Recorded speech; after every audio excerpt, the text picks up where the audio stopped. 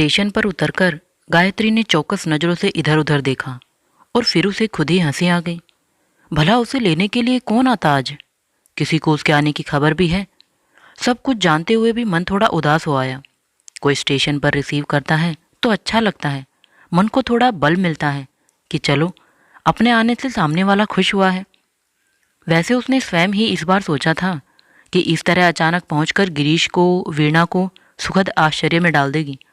कल शाम ही डाक से ही गिरीश का पत्र मिला था, उसका प्रमोशन हो गया है।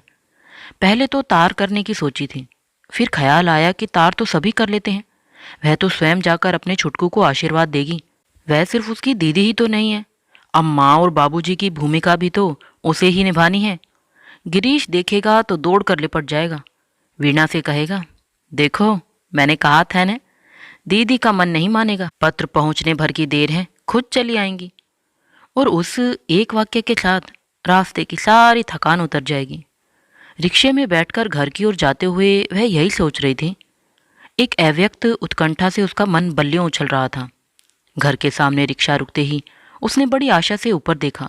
रविवार की सुबह घर सोया पड़ा था। उसके कहने पर ड्राइवर ने एक दो बार हॉर्न भी दिया। गायत्री ने सोचा था कि हॉर्न सुनते ही घर में हलचल मच जाएगी, बच्चे उछलते हुए सीढ़ियाँ उतरेंगे और झूल जाएंगे। गिरीश दौड़ा दौड़ा आएगा और उसके हाथ से सामान ले लेगा। पर वैसा कुछ नहीं हुआ। आसपास के घरों की खिड़कियों से दो चार चेहरे झांके और फिर सब कुछ सामान्य हो गया।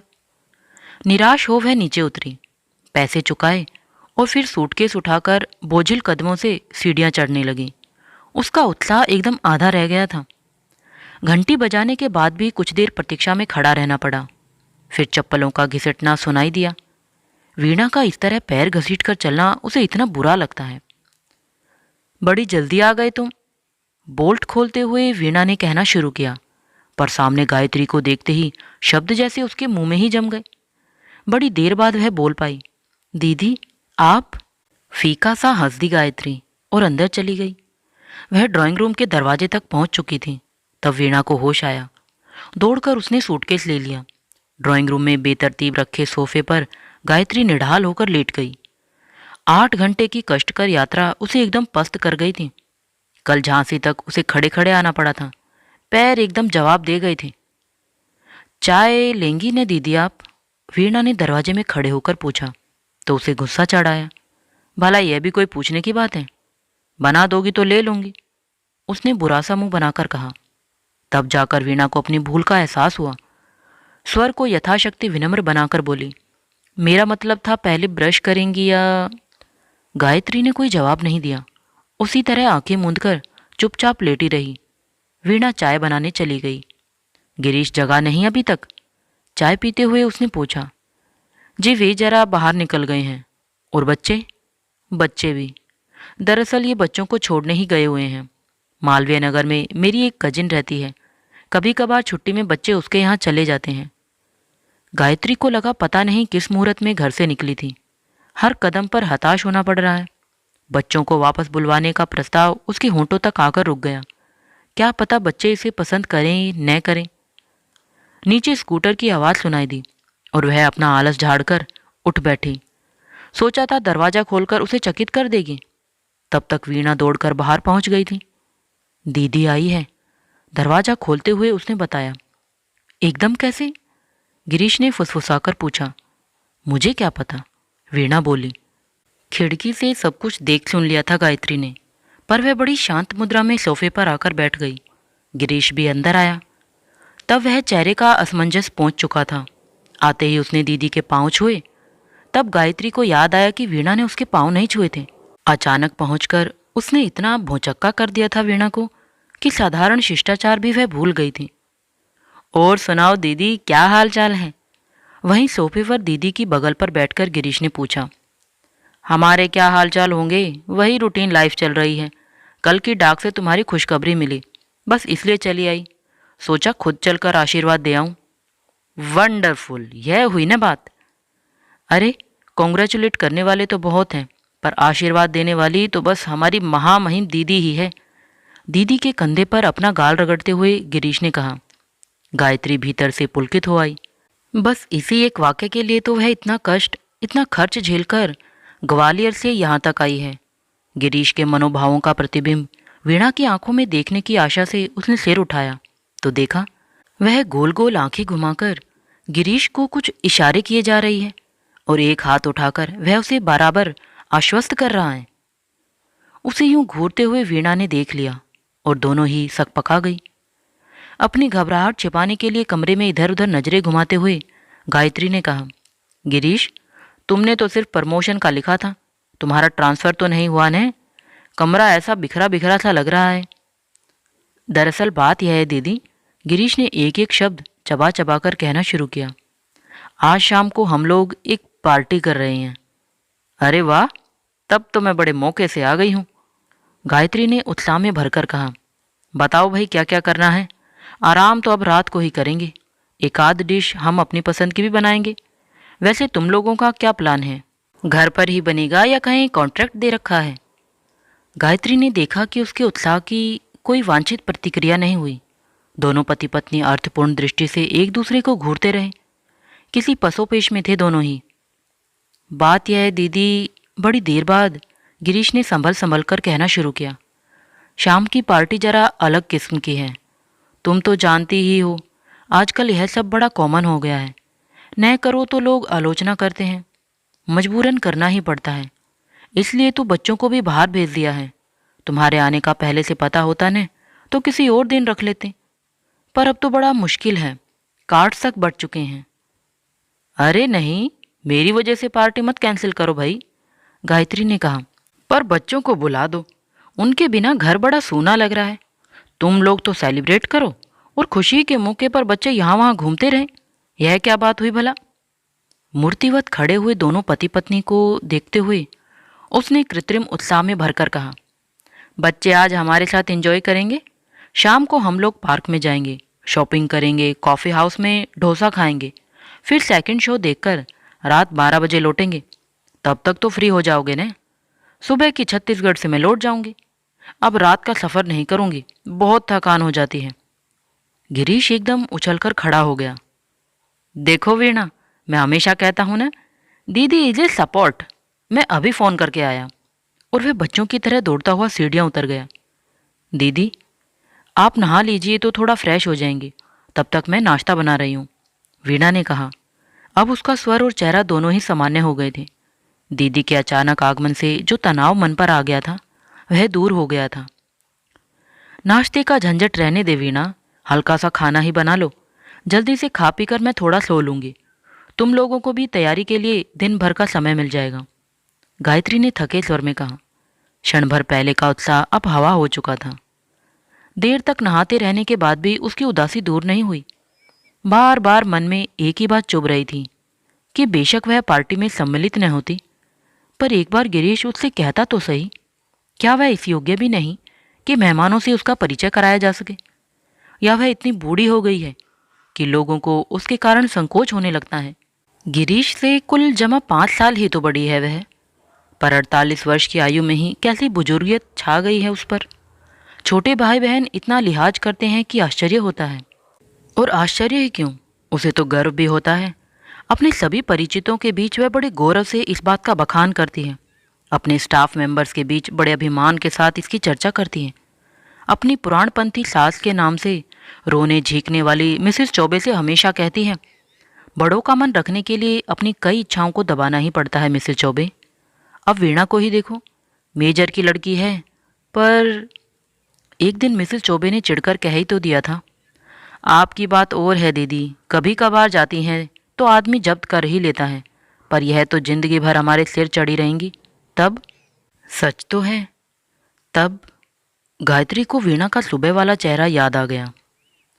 गिरीश ने फ़ोन करके ही संतोष नहीं कर लिया, स्वयं जाकर बच्चों को ले भी आया। सुशील शीतल आते ही बुआ से लिपट गए और गायत्री को बड़ी राहत मिली। कम से कम बच्चे तो उसे देखकर खुश हुए। वह तो डर रही थी कि कहीं उनका भी संडे मूड खराब करने का पाप सिर पर न लेना पड़े। वीणा ने उतनी सी देर में खूब अच्छा सा खाना बना लिया था। कचौड़ी भी, हलवा भी, दीदी की पसंद के लौकी के कोफ्ते भी। शाम के लिए आई बंगाली मिठाई भी परोसी गई थी। अरे वाह, तुमने तो हमारी दावत ही कर दी, गायत्री ने कहा तो वीणा नई दुल्हन की तरह शर्मा गई। अब उसका मूड काफ़ी अच्छा हो गया था। वह बेतकल्लुफ़ होकर शाम के मीनू के बारे में, मेहमानों के बारे में चर्चा कर रही थी। गिरीश भी खुलकर इधर उधर की बातें कर रहा था। एकाएक उसने पूछा, तुम्हारी विराज दीदी नहीं रही न दीदी? बंगाली मिठाई कुनीन किसी कड़वी लग उठी अचानक। क्या हो गया था उन्हें? गिरीश पूछ रहा था। गायत्री ने उसे देर तक ध्यान से देखा, फिर धीरे से बोली, एक्सीडेंट हो गया था। तुम्हें लिखा था मैंने, तुम्हारा पत्र भी पहुंचा था। अरे हाँ, याद आ गया। बच्चे वगैरह हैं ना उनके? हाँ, 2 लड़कियां हैं, रूबी और रोज़ी। तुम्हें शायद याद नहीं, रूबी को पढ़ाया भी है तुमने कुछ दिन। ओह यस, अब तो काफ़ी बड़ी हो गई होंगी। पार्ट 1 किया है इस वर्ष। परीक्षा के दिनों में मेरे पास ही थी दोनों। ठीक उन्हीं दिनों तो उनकी माँ की डेथ हुई थी। आपके उनके बड़े अच्छे टर्म्स थे ना दीदी? वीणा पूछ रही थी। गायत्री ने आश्चर्य में भरकर फिर एक बार गिरीश को देखा। क्या सचमुच इसने वीणा को कुछ भी नहीं बताया है, या उनके दाम्पत्य जीवन में इन गैर जरूरी बातों के लिए समय ही नहीं रहा हो? और उनके पति, क्या नाम है, मिस्टर कुमार, वे कहाँ हैं आजकल? कहीं जम गए हैं या वही पुराना टूरिंग जॉब चल रहा है? जॉब तो वही है, पर बच्चों को भाई भाभी के पास आगरा छोड़ा हुआ है आजकल। सुना है दशहरे पर अपने ही रिश्ते की एक बाल विधवा से शादी कर रहे हैं। कहते कहते आवाज उसके गले में फंस सी गई। So early? गिरीश और वीणा दोनों आश्चर्य में भरकर रह गए। उनकी प्रतिक्रिया पर गायत्री को विशेष आश्चर्य नहीं हुआ। वह सारी टीका टिप्पणी चुपचाप बैठी सुनती रही। इन सब बातों को सुनते सुनते उसके कान पक गए हैं। सभी जगह पर यह समाचार एक धमाका उत्पन्न करता है और फिर तुरंत ही धुआंधार आलोचना शुरू हो जाती है। हर बार वह ईश्वर को धन्यवाद देती है कि इस सनसनीखेज नाटक की खलनायिका वह नहीं है, नहीं तो कसर ही क्या रह गई थी। दीदी, आप बहुत थक गई हैं, थोड़ा सा सो लीजिए। उसे गुमसुम देखकर वीणा ने ममता भरा आग्रह किया। गिरीश ने फुर्ती से उठकर बच्चे वाले कमरे में उनका बिस्तर लगा दिया, अपने हाथ से मच्छरदानी ठीक की और बच्चों को जबरदस्ती बाहर खींचकर ले गया। अब सोने के अतिरिक्त कोई चारा ही न था। लेकिन कमरे का एकांत उसे काटने लगा। पता नहीं आजकल उसे क्या हो गया है, हर समय लोगों से घिरी रहना चाहती है। जरा अकेले पड़ते ही मन टूटने लगता है। पिछले महीने तो गीता को पत्र भी डाल दिया था कि आशीष मनीष को मेरे पास छोड़ दो।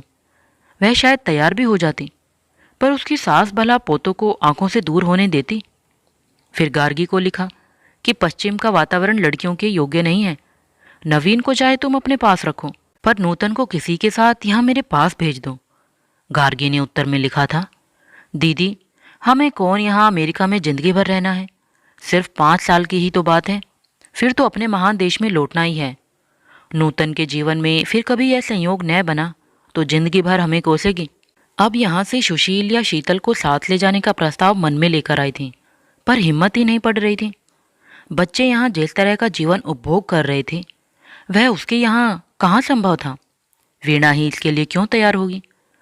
बहनों की अस्वीकृति को तो उसने चुपचाप झेल लिया, पर वीणा अगर इनकार कर देगी तो बहुत अपमानित अनुभव करेगी वह। अप्रैल में विराज की दोनों लड़कियां उसके यहाँ आ गई थी। रूबी की परीक्षा तो मई के अंत तक खींच गई थी। छुट्टियों में कहीं जाना नहीं हो पाया था, पर बुरा नहीं लगा था। दिन कैसे बीत गए थे पता ही नहीं चला था। किसी के लिए जल्दी घर लौटना, सुबह शाम खाना बनाना, नाश्ता तैयार करना, सोते समय जबरदस्ती दूध पिलाना, सुबह सवेरे सब इसी घर में रहकर पड़े थे। पर तब यह सब करने के लिए माँ थी, वह तो सिर्फ कमाने भर की हकदार थी। गार्गी गीता की शादी हुई, गिरीश नौकरी में आ गया और माँ ने आंखें मूंद ली, जैसे उनका कर्तव्य समाप्त हो गया हो। अपने सब कर्तव्यों से निपटने की इतनी जल्दी थी उन्हें कि गीता को 18 पूरे भी न करने दिए। पर गायत्री की किसी ने चिंता नहीं की। माँ जीवित रहती तो शायद उनकी जिद के कारण गायत्री की शादी हो भी जाती, पर 28 वर्ष की अल्पायु में उसे घर की बड़ी बूढ़ी बनाकर माँ चली गई। तब से यह निपट अकेलापन ही उसके हिस्से में आया है। गीता वहाँ पास ही में शिवपुरी में भी आई है, पर बड़ी बहन है वह, इसलिए बार बार वहाँ जाना तो दूर, वहाँ का पानी पीना भी उसके लिए पाप है। गार्गी के घर का वातावरण उतना दकियानुसी नहीं है, पर वह स्वयं इतनी दूर जाकर बस गई है। ले देकर एक गिरीश का घर रह जाता है, पर छुट्टियों में अक्सर वीणा भी बच्चों को लेकर माँ के पास चली जाती है। गायत्री फिर अकेली पड़ जाती है। विराज, हाँ विराज जरूर अपनी थी। पूर्व जन्म के किसी संयोग से वह आ मिली थी। नहीं तो स्टाफ में इतनी टीचर्स थी, पर हर एक से मन थोड़ी ही मिल पाता है। बहनों के बिछुओं का दुख, माँ के देहांत का शोक उसने विराज के बल पर ही झेला था। उसने और उसकी फूल सी दोनों बेटियों ने ही उसे उभार लिया था। कुमार साहब अक्सर बाहर रहते, इसलिए वक्त बेवक्त कुछ देखना नहीं पड़ता था। जब मन करता वहां पहुंच जाती थी। हमेशा हंसती मुस्कुराती विराज को काल कितनी क्रूरता से उठा ले गया था। अब भी याद आता है तो दिल दहल उठता है। मृत्यु उसने पिता की भी देखी थी, पर वे बीमारी से इतने जर्जर हो चुके थे कि उनकी मृत्यु सभी को त्राण दे गई थी। माँ भी शायद मन से तो कब की मर चुकी थी। शरीर घिसट रहा था, सो एक दिन वह भी समाप्त हो गया। लेकिन विराज, ओह, उसके पति के रिश्तेदारों के आने तक वह किसी तरह सबको संभाले रही। उसने लड़कियों को अपने घर के पास फटकने तक न दिया। परीक्षा के बाद जाने से पहले जब उस सूने घर में सामान समेटने के लिए पांव रखा, तो लड़कियों से लिपटकर वह स्वयं भी इतना रोई जैसे विराज की अर्थी अभी अभी उठी हो। अकेलेपन का एक भयानक एहसास उस दिन पहली बार हुआ। जुलाई में विराज के कुछ क्लेम्स लेने के लिए कुमार साहब आए थे। उसने उन्हें खाने के लिए घर पर आमंत्रित कर लिया। पुराने संबंधों की खातिर इतना तो करना ही था। चलते समय फिर इतना विचित्र प्रस्ताव रखा था विराज के पति ने। वह तो सन्न रह गई थी। रोष से तमतमा गया उसका चेहरा। तमक कर बोली, उसकी चिता तो ठंडी हो जाने देते आप। यही सोच लीजिए कि उसकी जगह आप ही अचानक चले जाते तो क्या वह ऐसा दुस्साहस कर पाती। आप गलत जगह आ गए हैं कुमार साहब। आप उसके साथ विश्वासघात कर सकते हैं, मैं नहीं। उनसे कुछ जवाब नहीं बन पड़ रहा था। चुपचाप उठकर चले गए। रूबी का रिजल्ट आया तो गायत्री ने ही तार द्वारा उसे सूचित किया था। उसे ही सबसे ज़्यादा चिंता थी उसकी। पर 2 शब्दों का धन्यवाद का पत्र भी नहीं आया। लगा जैसे इतने किए किराए पर पानी फिर गया है। अगस्त के शुरू में एक दिन मिसेस खोसला ने स्कूल में बताया कि रूबी आई है सर्टिफिकेट्स आदि लेने के लिए। गायत्री का राखी के लिए बाहर जाने का अंदेशा था, इसलिए मिसेस खोसला के यहाँ ठहर गई है। बहुत अपमान सा लगा उसे। स्कूल से छूटकर सीधे मिसेस खोसला के घर गई और उसे लिवा लाई। गायत्री को मना कर दे, इतना साहस रूबी में नहीं था। डैडी ने मना कर दिया था ना यहाँ आने के लिए। घर पहुँचते ही गायत्री शुरू हो गई। मना तो नहीं किया था, पर वे बोले कि आंटी बहुत नाराज हैं। नाराज अगर हूँ भी तो उनसे, तुमसे तो कोई मेरी लड़ाई नहीं। फिर वहाँ क्यों रुकी तुम? एक वही घर मिला तुम्हें रुकने के लिए? उनके देवर लोगों की कीर्ति तुमने सुनी नहीं है क्या? गायत्री ने धुआंधार डांटना शुरू किया। रूबी चुपचाप सिर झुकाए सुनती रही। रात सोते समय उसने धीरे से कहा, आंटी आप डैडी पर बेवजह नाराज हैं। दरअसल वह सजेशन मेरा ही था। क्या? इस तरह चौंके नहीं आप, मैं सच कह रही हूँ। डैडी एकदम अकेले पड़ गए हैं।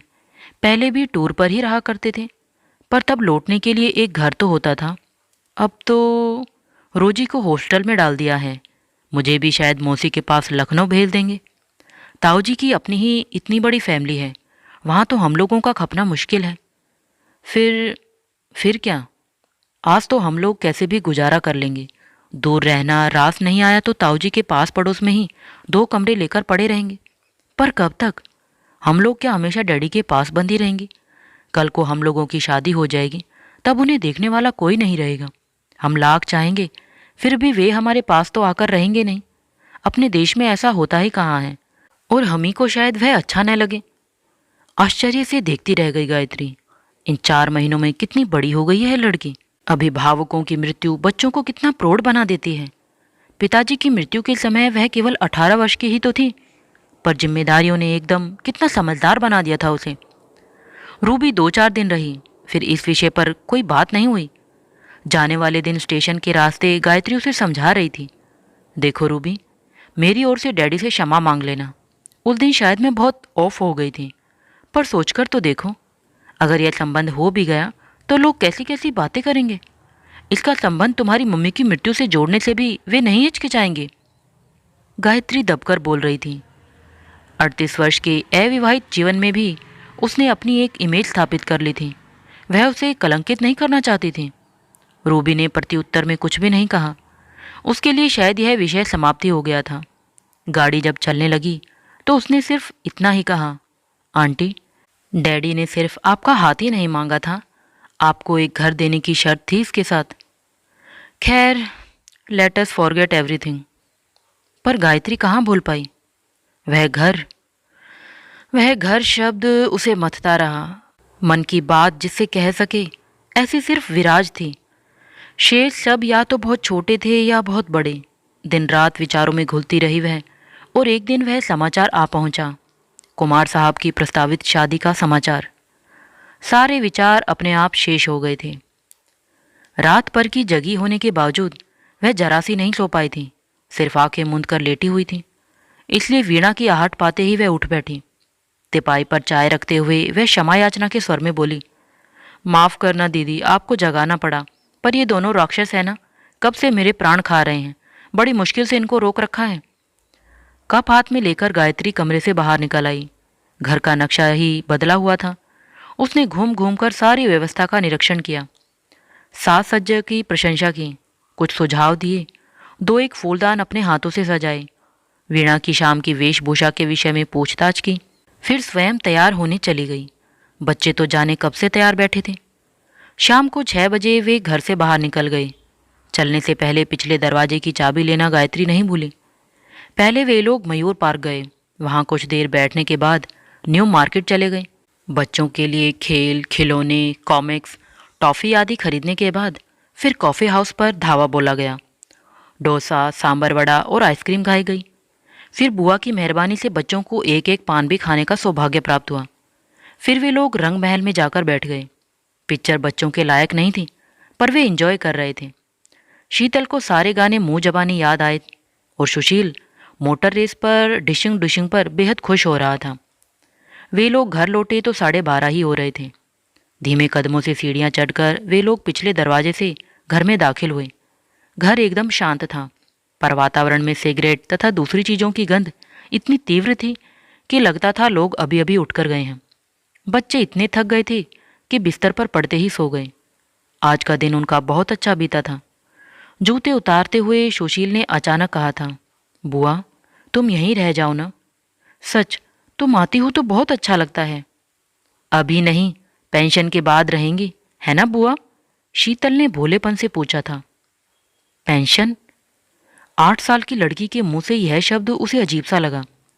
उसके गालों पर एक चपत लगाते हुए उसने कहा, जानती भी है पेंशन क्या होता है? मैं पेंशन लूंगी तब तक तो तू ससुराल पहुंच जाएगी। पर पेंशन के बाद हमारे ही यहाँ रहोगी न, मम्मी कह रही थी। बच्चों के सो जाने के बाद भी वह बड़ी देर तक सोचती रही कि उसकी पेंशन की बात आज किस संदर्भ में उठी होगी। क्या वीणा के मन में अभी से उसकी रिटायरमेंट का खौफ बैठ गया है? क्या वह इतनी बूढ़ी हो गई है कि उसकी पेंशन की चर्चा होने लगी है? सच भी तो है, पेंशन के बाद रहने के लिए दूसरी ठोरी कहाँ है? वह खुद ही तो अक्सर कहती है गिरीश से, भैया रे अपने बंगले में एक कोठरिया मेरे नाम की भी बनवाना, मैं उसी में पड़े पड़े तुम्हारे नाती पोते खिलाया करूँगी। कैसा दयनीय वक्तव्य है यह उसका। जीवन भर सबके लिए खटने के बाद यही असहायता उसके हिस्से में आई है। दूर कहीं घड़ी का अलार्म सुनाई दिया और उसकी आंखें खुल गई। कलाई घड़ी में देखा, 5 बज रहे थे। अभी उठ जाती तो शायद छत्तीसगढ़ एक्सप्रेस आराम से मिल जाती, पर थके हारे घर को मीठी नींद से जगाना उसे अच्छा नहीं लगा। वह अपने बिस्तर पर वैसे ही अलसाई पड़ी रही। शाम की बस से चली जाएगी या फिर रात को जीटी से, क्या फ़र्क पड़ता है? वहाँ कौन प्रतीक्षा में बैठा है? एक दिन की छुट्टी ही तो मारी जाएगी, बस। धूप जब खूब फैल गई और घर में कुछ हल्की सी हलचल शुरू हुई, तभी वह कमरे से बाहर आई। वीणा उठाई थी और बिखरे घर को समेट रही थी। पिछले दिन की थकान आंखों पर तैर रही थी। आपकी ट्रेन छूट गई न दीदी, वीणा ने कहा। मैं अलार्म लगाकर सोई थी, पर आप इतनी देर से सोई थी कि जगाने की इच्छा ही नहीं हुई। वैसे भी कल पूरा दिन इतनी हड़बड़ाहट से बीता कि आपके पास 2 मिनट ढंग से बैठ भी न पाई थी। कैसा रहा कल का कार्यक्रम? बहुत अच्छा। तैयारी तो वैसे सब कर ही ली थी, पर आपके आने से इनका उत्साह दुगना हो गया था। हर किसी को बड़े फख से बता रहे थे कि मेरी दीदी इतनी दूर से चलकर मुझे आशीर्वाद देने आई हैं। खुशी से गदगद हो आई गायत्री। भाई के लिए ढेर सी ममता उमड़ आई मन में। वात्सल्य भरे स्वर में बोली, उठा नहीं अभी तक? दफ्तर की छुट्टी है क्या आज? छुट्टी तो नहीं है, पर आज तड़ी मारने का इरादा है, वीणा हंसते हुए बोली। कह रहे थे बच्चों को तो दीदी ने पिक्चर दिखा दी और हम क्या सूखे ही रह जाएंगे। आप अपना पर्स संभाल कर रखिएगा दीदी। ये धावा बोलने ही वाले हैं। कहते हैं प्रमोशन मेरा हुआ है और इनाम बच्चे लूट रहे हैं। यह तो सरासर अन्याय है। अरे वाह, बच्चों से क्या दुश्मनी? तुम्हें किसी ने मना किया है? जो जी में आए मांग लो। पर इस कुंभकर्णी नींद का पीछा तो छूटे पहले। और सचमुच गिरीश यदि इस क्षण स्वर्ग का राज्य भी मांगता तो उसे मिल जाता। गायत्री बहुत प्रसन्न थी उस समय। आनंद के इन क्षणों के लिए वह अपनी बची कुची जिंदगी भी होम कर देगी, बहुत खुशी से, बिना किसी शिकवे के।